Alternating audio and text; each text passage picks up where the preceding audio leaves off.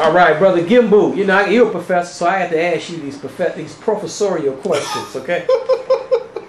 There's a professor from the Stanford University has a book out, and the book is titled "Is Marriage for White People?" Something like that. It's marriage for white people. And what he's basically saying is that our relationship as African Americans with each other, men and women relationships, man and wife, boyfriend and girlfriend, they pretty bad. Yeah, that's true. And do you think that I know people say we're in a post-racial society. That is such crap. I know, but the history and the present day racism really affects our relationships. Absolutely. It absolutely affects our relationships, all right? I mean, we live in a racist and a sexist society. And therefore, both racism and sexism is going to impose itself when it comes to dealing with relationships.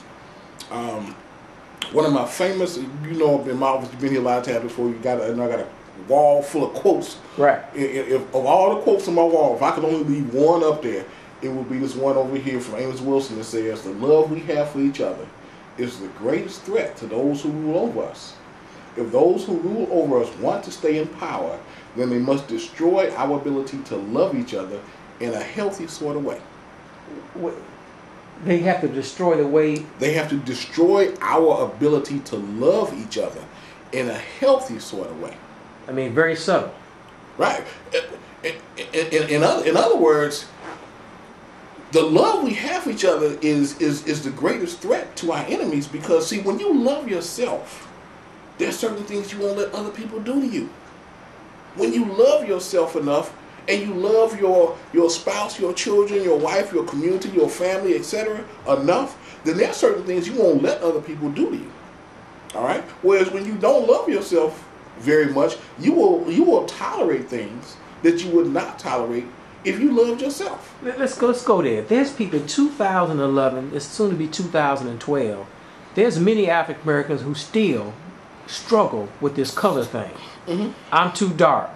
You think you better than me. We still dealing with that in 2011, soon to be 2012. Right. Self-hatred. Right. What's up? Well, I mean, when did racism stop? That would be my question. You know, people always want to talk about what year it is. It's 2011 and I can't believe things are still going this way. When did they stop? Since when did racism go away and then all of a sudden decide to come back? Well, I'm saying because when I was a kid, there was very few African Americans on television. Right. 2012, it's almost 2012 now, it's still very few African Americans on television. True. And most of us watch a lot of movies. Mm-hmm. And most of the movies are white people. Yep. And we think that does not affect us? Right. So somehow or another, we think we're going to soak in all these images, and it's not going to be affected. It's no different from somebody that lets their kid watch all these rap videos and play these violent video games, and then sit around and pretend as though that is not going to influence their thought pattern, their behavior, their perception of reality, their value system, etc., etc., etc.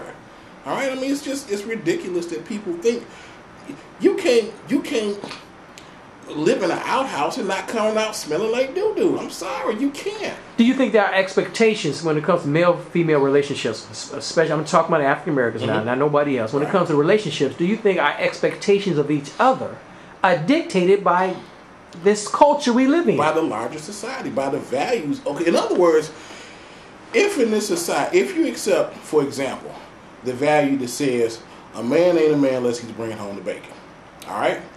And then you create a situation where the men are encouraged to drop out of school. I mean, when I was a recruiter here for 11 years, 12 years, something like that, from 88 to 99, 11 years, 75 to 80% of the applications I got were from females. All right? Because brothers are steered away from this. They are steered into this life of crime. They are steered into this whole gangster insanity that's out here and stuff like that. And so, you know, 20 years later, now that you got these folks who are in their 30s, when it comes to eligible men for the women to marry,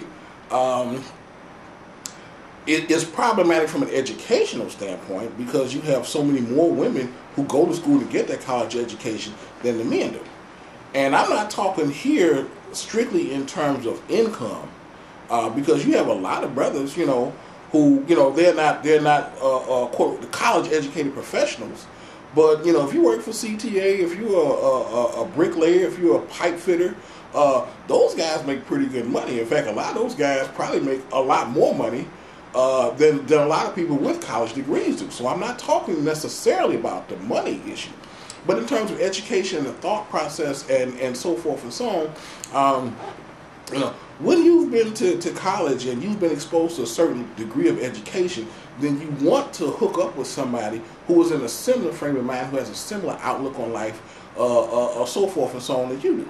All right, and so it becomes problematic from that standpoint, that a lot of sisters, you know, have problems being able to hook up with brothers because of so many more women go to college than men.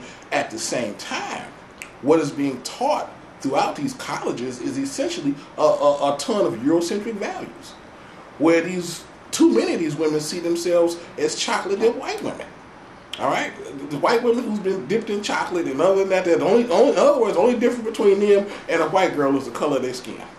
And there was some crazy TV program that was on.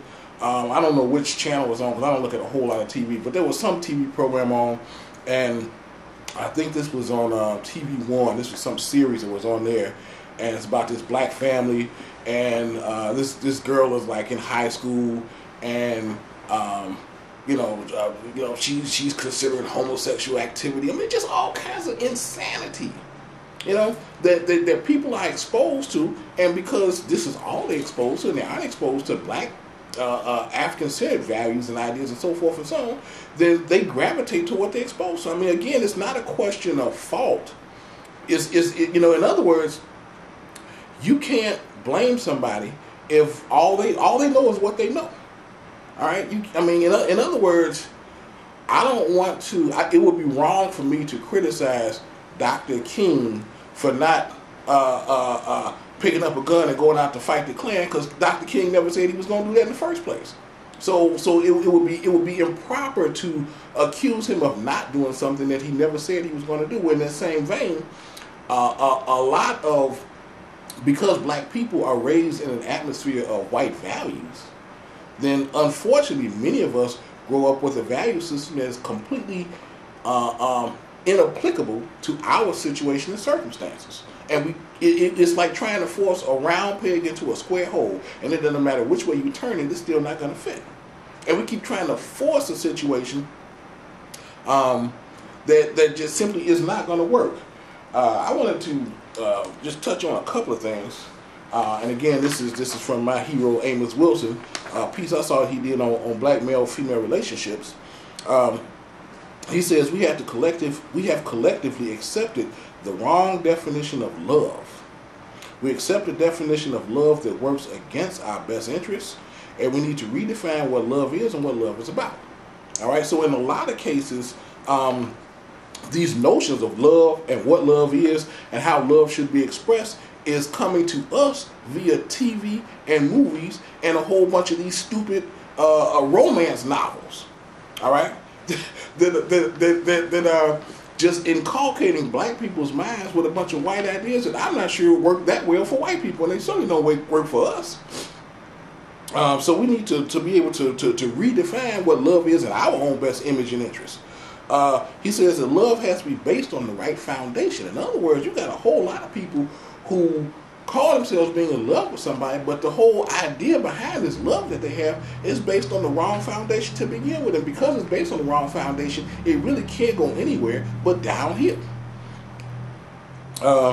He says a love that grows out of hatred is selfish and self-centered. In a love based on hate, you can only love yourself at the expense of destroying those around you that you claim to love. All right? So in other words, you got some folks that this so-called love they have is selfish and self-centered.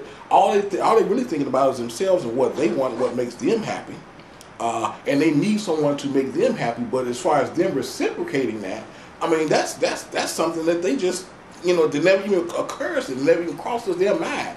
They need somebody to make them feel good, but they don't feel like they need to do anything in order to reciprocate because they're so great and they're so this, that, and the other, so forth and so on. Excuse me. When he says, in a love based on hate, you can only love yourself at the expense of destroying those you claim to love. In other words, you got some guys out here who will say, well, if you really love me, you'll do this and you'll do that. All right? If you really love me, then you would go out there and hook for me. All right? I mean, this is one of the wildest things I ever heard in my lifetime. This brother's passed now, and I certainly won't call his name, but he was talking about when he first found out that his girlfriend was hooking on the side. All right? And he said, But I found out and I was really heartbroken at first, but then she came and she gave me some of the money she made. Man, that's really love there. And I almost fell out of my chair. I could not believe my ears.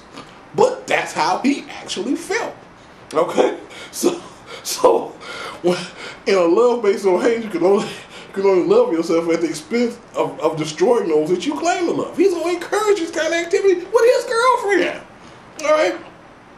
He says, in an oppressive situation, your world must be reversed.